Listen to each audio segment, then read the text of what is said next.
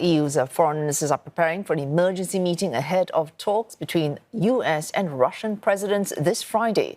Europe is concerned that any deal without Ukraine at the table could force Kyiv into making unacceptable compromises. The EU's top diplomat stressing that any agreement must include Ukraine and the bloc, noting that any such pact would have implications on the security of the entire region. Donald Trump had suggested a deal could involve swapping territories, sparking fears that Ukraine could be forced into giving up land.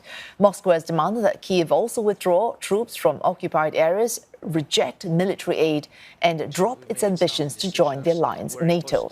But Ukrainian President Vladimir Zelensky has warned against any such move, stressing that making concessions will not put the pressure needed on Russia to end its war. Well, Will Denselow joins us live from Brussels. Will, EU foreign ministers still pushing for Ukraine to get that seat at the table when US and Russian leaders meet later this week. Can the EU do anything about making sure Kyiv's voice is heard? Yeah, that's a point we've heard time and time again, really, from members of the European Parliament, as well as from heads of state as well, over recent months. Really, that message that there can't be any discussions about Ukraine without Ukraine, no discussions about long-term security in Europe without Europe. We saw that play out back in May when we saw that the US and Russia began talks in Istanbul. That, of course, did involve Ukraine as well. And we've seen much of that repeated in recent days after this news that US President Donald Trump was set to meet his Russian counterpart, Vladimir Putin, in Alaska. That message very clear that they want to make sure that Kyiv is represented. Any kind of decision making is made with Kyiv very much present. European leaders have maintained that is the only way to see a last and durable peace settlement, not only just for Ukraine, but also for Europe's wider security as well.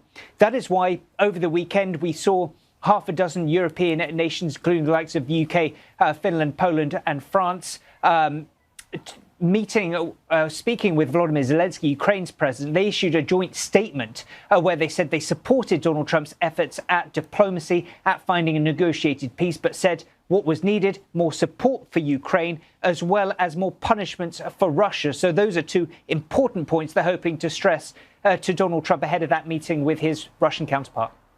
Oh, well, they might be disappointed. Mr. Trump has proposed, we just heard that, swapping territories. The EU and Ukraine rejecting any suggestions of a land swap to end Russia's war in Ukraine. But given Mr. Trump's need for a deal, what might the EU and Ukraine offer instead if they will not agree to any swap on territory? As you mentioned, for Ukraine, very much a non-starter, that issue of territorial points. The message we're hearing from European officials, they believe that that doesn't provide any security guarantees for Europe nor for Ukraine. They say that it would set a dangerous precedent for Russia, that it can continue its acts of aggression, hostility in a few years' time, perhaps turn their attention to other parts of its European flank. So that is why Europe has a very hard no to that response. There are other major security guarantees they are pushing for to be included in these peace talks, things like a potential Ukrainian membership to NATO, Ukraine ascendancy to the EU, more lasting security guarantees, defensive capabilities for Kyiv going forward. Interestingly, we have heard from Mark Rutte, NATO's Secretary General, who said these are all important points, but said that he'd like to see them discussed later on in the negotiations, so not pressing for that to come up during Friday's meeting between President Trump and President Putin. Oh, thanks. Will Denselow, they're reporting live from Brussels.